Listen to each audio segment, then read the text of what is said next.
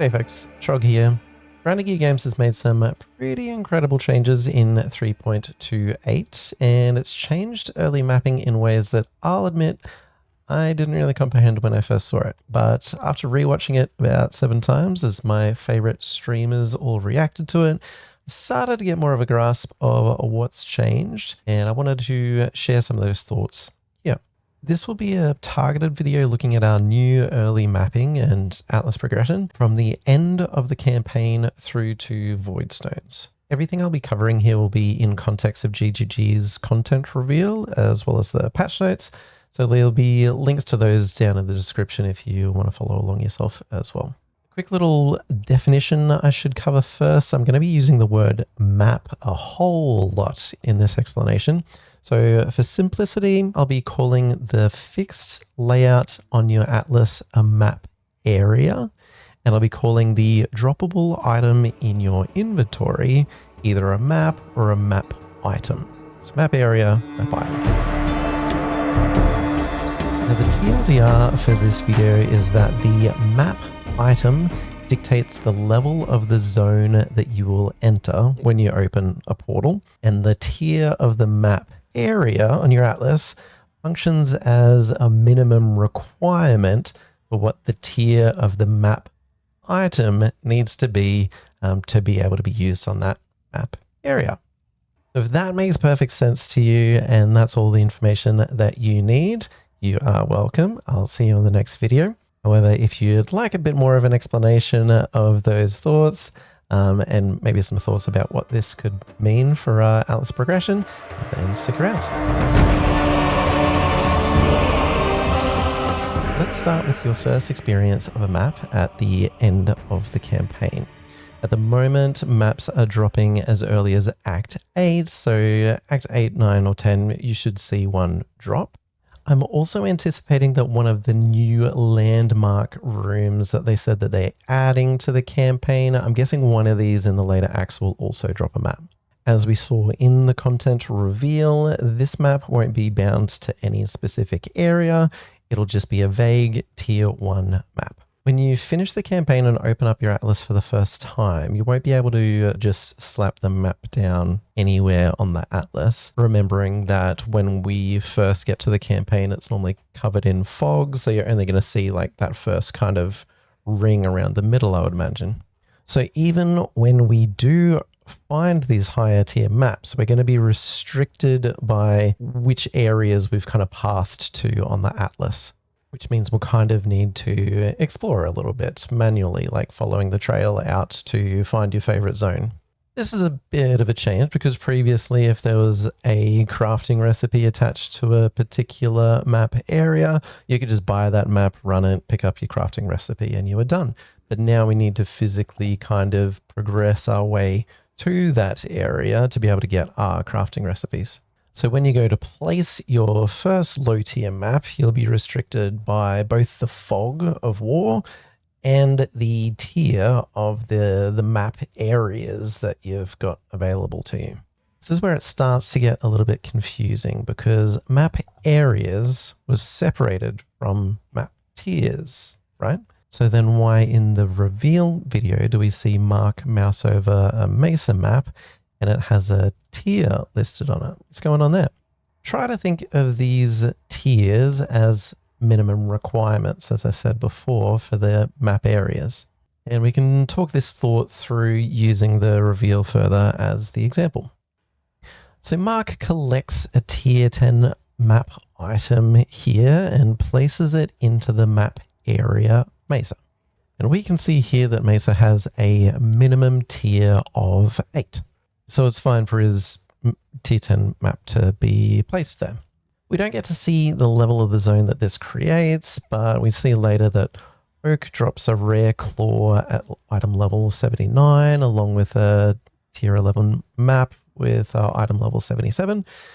Since map bosses like Oak can only drop items up to 2 levels higher than that zone, the mix of both a level 77 and 79 item suggests that this zone is level 77, which aligns with a tier 10 map. So the zone that you open matches the tier of the map item rather than the tier of the map area. I'll admit when I saw this first, I was still seeing it through the lens that Voidstones, like they currently do, increase the level of the map on the atlas. And in my mind, I thought a T16 map was just going to act as like a master key that could open any zones lower than that. And we would still enter our Voidstones to raise the level of the map areas. But that is not the case. Bigger map item equals bigger number zone, and the tier on the map area on your atlas is just a minimum requirement. It doesn't change. It's just fixed to that forever. Editing Trog here. That statement there is actually incorrect as well. Since recording this, GGG posted an update in the patch notes saying that the minimum map tier can be increased by Voidstones. I'll cover that later in the Voidstone section though. This all has some pretty interesting implications because previously, if you wanted to do an essence farm in tier 7 maps, you would either be restricted to just the starting T7 map pool, or you would have to go and get your Voidstones to boost the level of a lower tier map if you wanted to run it, or just buy them, I guess, as well. The difference now, however, is even as soon as you get to tier 7 maps, you can run any of the tier 7 maps of that level or lower from the very start. Another massive change that this brings to the early end game is that it means we can do our full atlas progression in higher tier maps if your character can run them. So if you disappear off into Heist or Sanctum and your character gets quite powerful, you get a bunch of items, you can come straight in and get your white map progression while completing tier 16 maps if you can run them. The requirements for Atlas progress are still the same. So they are tied to the map areas on your Atlas. And you can see in this example, Strand has the normal yellow map requirement of needing to kill its boss in a red map. And same here for Villa with the white map requirement of killing a boss within a magic map. Doesn't specify the tier of the map that you have to be doing this in, just rare for your yellows and magic for your whites. So you can kind of blast whatever content is most appropriate for your character power at the time and still get the progress that you're chasing. Now, an interesting thought that comes to mind, or really a tangent to this conversation, is the impact that these changes might have on blighted and blight ravaged maps. One would assume that they will also come as just a tier X blighted or tier X blight ravaged map, and you'll be able to put it on whatever map area or whatever layout you prefer. So if you prefer running them in narrow corridors, you can put it on a narrow corridor map. If you prefer it on wide open dunes, you can whack it on dunes. Like, it's kind of up to you to choose your own adventure on those. And I'm thinking that's going to be the strategy that I'm personally going to go for, particularly at the start of the league. I'm going to be trying out seeing if Chaos Recipe works on those lower tier maps. I know that Chaos is meant to be less valuable this league, but I feel like that day one is still going to be quite the same, because it's not like people are rolling their T17s last league at 6 hours into the league, right? So it's not like the removal of those kind of end game chaos sinks are really going to impact those early hours for the chaos value. So the theory I'm going to run with is blasting blighted maps, Chaos Recipe, until I get a set of gear that can just blast me through to tier 16 maps. And then I'll do the full, pretty much the full completion of the Atlas just on those higher tier maps. And then we can even have a look at maybe farming towards our Voidstones at the same time as doing all of our map progression. So let's have a look at that. Let's have a look at the changes to Voidstones.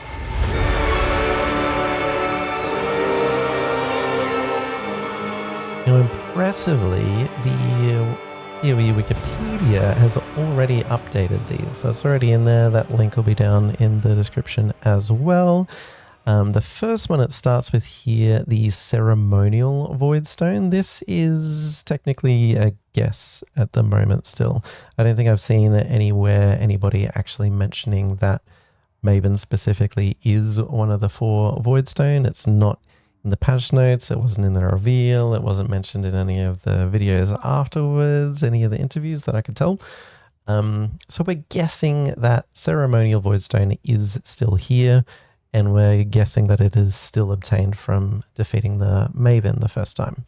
We've got the Decayed Voidstone. This one is now both the Shaper and the Elder have to be killed to be able to get this one. Then we've got the Eldritch, which is the Searing Exarch and the Eater of Worlds, and Originator, which you have to kill the Incarnation of Dread. Now, like any league, if you are playing trade, you can just pay for carriers on these bosses. You don't actually have to run them yourself if you don't want to. Personally, I do find that some sort of enjoyment or satisfaction in completing them myself. So I was trying to think of kind of what the most optimal pathway to complete these would be. And I'm thinking that the first one that I'll be going for will be the Eldritch Voidstone. Because the Searing Exarch, Eater of Worlds, these are both bosses I'm quite comfortable with. I think they are fairly mutually agreeable, the easiest ones of the bunch. I guess it depends how good you are at the Maven mechanic, maybe. But regardless, it's quite straightforward and simple the way to farm towards this. And you can actually farm all of the remaining 3 with one single strategy, and that's destructive play. Because if you're doing your Shaper and Elder influenced maps to be able to get more Maven invitations, at the same time you're going to be getting the fragments that you need to open your fight for the Shaper and the Elder. And at the same time, you'll be turning over a large number of maps grinding through, because you're not going to be doing any kind of longer map mechanics, which means you're going to see more and more memory tears, which is going to help you in your quest towards the Incarnation of Dread. And then the other consideration here is that to do that destructive play loop to get these 3 other Voidstones, you will need some Atlas progression to get there, which is why you do your Eater and Exarch first. So you do that one just to, I think, what is it, map tier 14, 15, 16 do you have to run to be able to get the progress towards them? So you grind away on those while you're getting your Atlas completion to be able to build your destructive play, and then you lock in and just keep on grinding destructive play until you get these 3. And then once you've got your own progression completed, all of these invitations are all itemizable now. So you can even just keep on running that same strategy for the first kind of week to be able to pass out all the invitations for everybody else to do if you want. Or just buy all the invitations off other people and charge on. Editing Trog here again, just coming back for what I mentioned earlier. There has been an extra change to the patch notes about Voidstones. That is specifically this little line here. So Voidstones now upgrade the minimum map tier of maps within that specific Atlas quadrant to 16. So unlike our current Atlas, where you get gradually higher tier maps as you add more and more Voidstones, it just bumps that quarter or that quadrant. All of those have to be run at tier 16 as soon as you put that one Voidstone in. I don't think that'll impact our personal strategy. We were just going to try and race to tier 16s anyway. But for any of those low tier maps, your essence farms and things like that, I do think there's going to be a distinct lack of lower tier maps, which is either going to bring about a low tier map farming strategy, or it'll just mean that any of your low tier strategies, you'll have to also insert like a self-sustaining map strategy interwoven into it, which I guess will turn into a low tier map farming strat on the side, right? Along with that, it's still got these notes that Voidstones cause maps in that quadrant to drop one tier higher and convert everything below tier 15s into gold instead. That's where that scarcity for low tier maps will come from, because as soon as you've got a single Voidstone on your map, nothing below tier 15 will be pick upable because it'll be gold instead. This line here, each Voidstone now comes with a special bonus that affects all maps on the Atlas, as well as granting the ability for Nightmare maps to drop. I believe this is just that same line that we have already. So I think this first line here affects your entire atlas, while everything else is just affecting the quarter. Unless perhaps that was an added note and we're getting even more value out of our Voidstones potentially. I guess we'll see. But that's the main change. So the minimum tier can increase and it jumps straight to tier 16 as soon as you put that first Voidstone on that quadrant.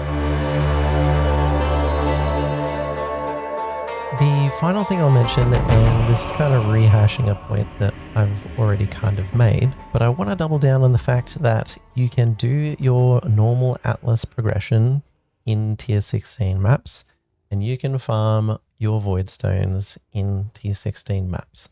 So if you find a cheap strategy to get your character into high tier maps earlier, you can do all of your normal progress in tier 14 to 16 maps, and you get to skip that long grind of gradually progressing through. And for some people, I know they maybe prefer that long grind. The longer the grind, the longer they play, the more enjoyment they get. But for my brain, I like to kind of skip that part so we can get onto the more interesting build creation and farms. If you do want to see a video on my strategy and what I'm going to do for League Start, definitely keep your eyes peeled. I'm going to try and get that out in the next couple of days before League launch. Otherwise, I hope this explanation helped to paint a bit of a clear picture. And a big thanks for hanging out until the end of the video. I certainly appreciate it, and it makes my boss think I'm good at my job. So cheers for that. And that's about all from me. I'll catch you all in the next one. Bye for now. Time itself is at stake. To survive, I will grant you a wish.